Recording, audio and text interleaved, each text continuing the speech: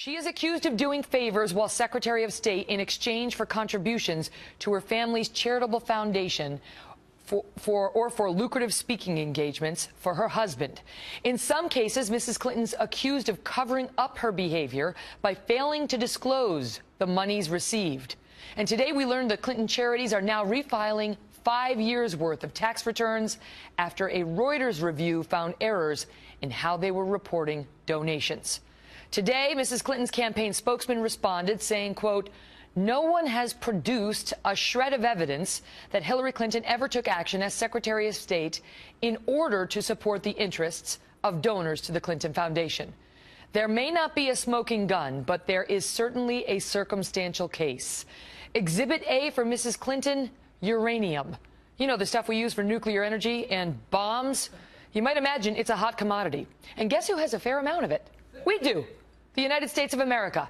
But thanks to a deal approved in part by Mrs. Clinton's State Department, we no longer control at least 1/5 of our capacity, perhaps more. Instead, the Russians do. That's uranium inside the United States, and its new owner is a Russian company called Uranium-1 that's owned by Russia's nuclear agency. So why would the U.S. allow Russia to take control of so much American uranium? Good question. And some lawmakers asked it and objected to this deal at the time, saying, why would we do this? But in June of 2010, the Obama administration signed off. Not just Mrs. Clinton, but it included her. It was a committee that includes the Attorney General, the Secretaries of Treasury, Defense, Homeland Security, Commerce and Energy, and, of course, the Secretary of State. That same month, Bill Clinton suddenly received a $500,000 speaking gig in Moscow by a Russian bank that wanted this deal and badly. And the company that took control of so much of America's uranium, well, they were big Clinton fans, donating at least $2.35 million to the Clinton Global Initiative from 2009 to 2012. Donations, as it turns out, the Clinton charity did not disclose.